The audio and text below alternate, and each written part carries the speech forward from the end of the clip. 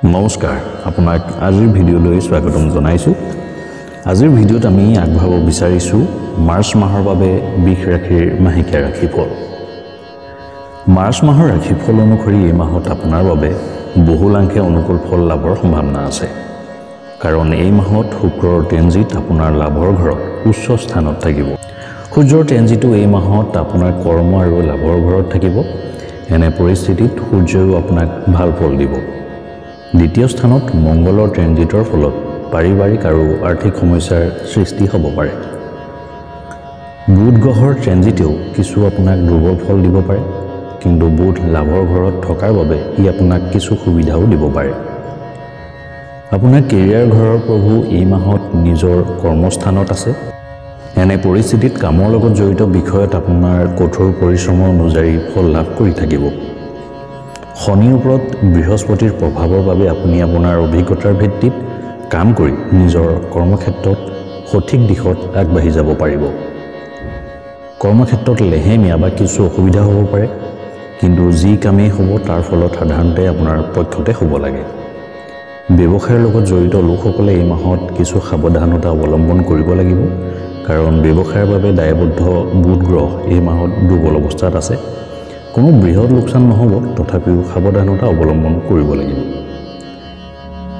একে সময়তে চাকৰি কৰাসকলে সাধাৰণতে এই মাহত অতি ভাল ফল পাব পাৰে। তেওঁলোকৰ পদোন্নতি বা দৰমহা বৃদ্ধিৰ আদিৰ পথ স্পষ্ট হ'ব। আৰ্থিক দিশত এই মাহত বৃহস্পতি চন্দ্ৰ নক্ষত্ৰ মণ্ডলত আছে, গতিকে আপোনাৰ কঠোৰ পৰিশ্ৰম আৰু আপোনাৰ প্ৰচেষ্টা অনুযায়ী সুবিধা লাভ কৰি থাকিব। যদি আপুনি এজন কঠোৰ পৰিশ্ৰমী ব্যক্তি আৰু নিজৰ কামৰ প্ৰতি সম্পূৰ্ণ মনোযোগ দিয়ে, তেন্তে এই মাহত কৰা কামৰ ভাল ফলাফলে আপোনাক আৰ্থিক সফলতা লাভ কৰাত সহায় কৰিব। যদি আপুনি এটাতকৈ অধিক ক্ষেত্ৰৰ সৈতে জড়িত, তেন্তে এই মাহত আপোনাৰ এটাতকৈ অধিক উৎসৰ পৰা উপাৰ্জনৰ সম্ভাৱনা অধিক শক্তিশালী হৈ আছে। বুধ দুৰ্বল হ'লেও ধনৰ ঘৰৰ অধিপতি হোৱাৰ বাবে লাভৰ ঘৰতে থাকিব, ফলত লাভৰ ক্ষেত্ৰত আপোনাক সহায় কৰিব। অৱশ্যে ধনৰ ঘৰত বহি থকা মংগলে সঞ্চয়ৰ ক্ষেত্ৰত অলপ দুৰ্বল ফল দিব পাৰে। এই মাহত প্ৰেমৰ সম্পৰ্কত কিছু বিবাদ বা ভুল বুজাবুজি হ'ব পাৰে, কিন্তু যদি আপুনি আন্তৰিকতাৰে সম্পৰ্কবোৰ উন্নত কৰাৰ লগতে ভুল বুজাবুজি আঁতৰাবলৈ চেষ্টা কৰে, তেন্তে আপোনাৰ সম্পৰ্কবোৰ অতি সোনকালে উন্নত হ'ব। প্ৰেমৰ কাৰক শুক্ৰ এই মাহত আপোনাৰ লাভৰ ঘৰত আছে, যিয়ে সামগ্ৰিক প্ৰেম জীৱনৰ বাবে ভাল ফলাফল দিব পাৰে। গতিকে ইজনে সিজনৰ ওপৰত বিশ্বাস বজাই ৰাখি প্ৰেম জীৱন উন্নত কৰিব পাৰিব। বিবাহিতসকলে এই মাহত নিশ্চিত ফল পাব পাৰে। মংগল দ্বিতীয় স্থানত থাকিব।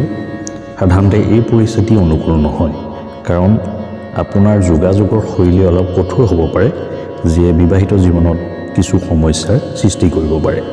কিন্তু শুক্ৰৰ অনুকূলতাই সাধাৰণতে আপোনাক এই ক্ষেত্ৰত যথেষ্টখিনি সহায় কৰিব।